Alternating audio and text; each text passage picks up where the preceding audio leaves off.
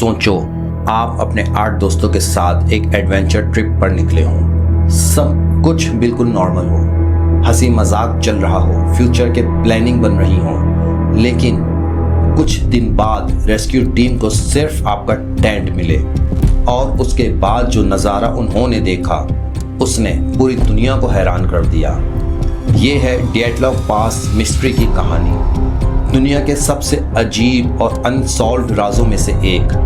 साल 1959 रशिया के 9 experienced hikers बर्फ से ढके उड़ल माउंटेन्स की तरफ ट्रैकिंग के लिए निकले। इन सब को लीड कर रहे थे इगोर डिएटलॉव। ये लोग पहली दफ़ा ट्रैकिंग पे नहीं निकले थे, मुश्किल से मुश्किल माउंटेन्स पर चढ़ चुके थे, इसलिए किसी को अंदाज़ा भी नहीं था कि ये सफ़र उनकी ज़िंदगी का आखिरी सफ़र बन जाएगा। सफ़र के शुरू में सब कुछ बिल्कुल नॉर्मल था। वो तस्वीरें ले रहे थे, मजाक कर रहे थे और अपनी डायरीज़ में हर एक दिन की डिटेल्स भी लिख रहे थे। लेकिन फिर अचानक उनका हर कांटेक्ट ख़त्म हो गया। जब कई दिन तक उनकी कोई खबर ना मिली तो रेस्क्यू टीम भेजी गई। रेस्क्यू टीम को सबसे पहले उनका टेंट मिला, लेकिन सबसे हैरान करने वाली बात ये थी कि टेंट को बाहर से नहीं अंदर से काटा गया था। सवाल ये था, टेंट को अंदर से काटने की ज़रूरत क्यों पड़ी?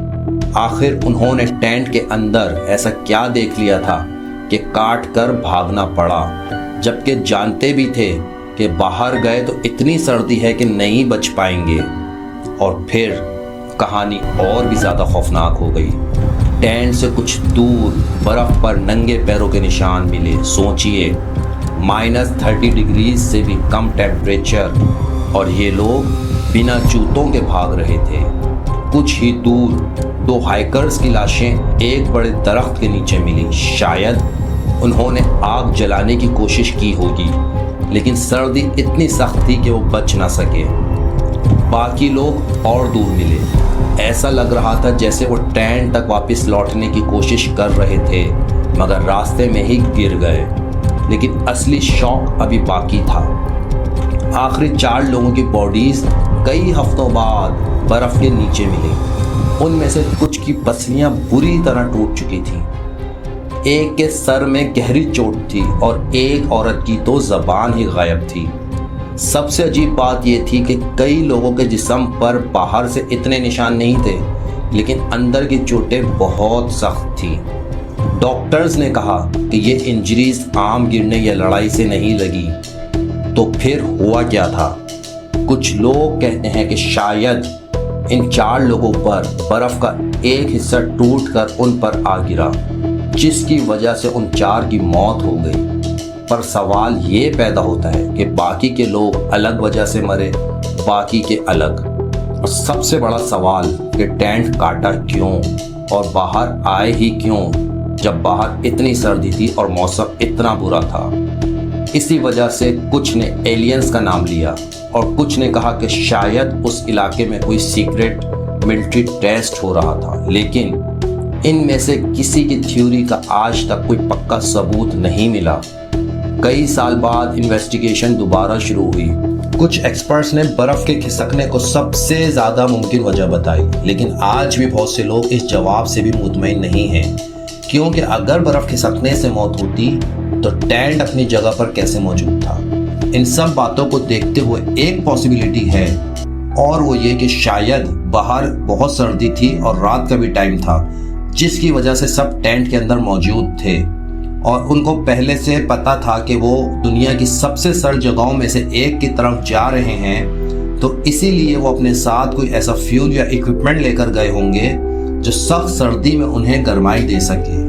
और फिर उस रात उसी इक्विपमेंट में कोई खराबी आ गई हो, या किसी वजह से टेंट के अंदर जहरीली गैस या सफोकेशन का खतरा पैदा हो गया हो और अचानक सांस लेना मुश्किल हो गया हो।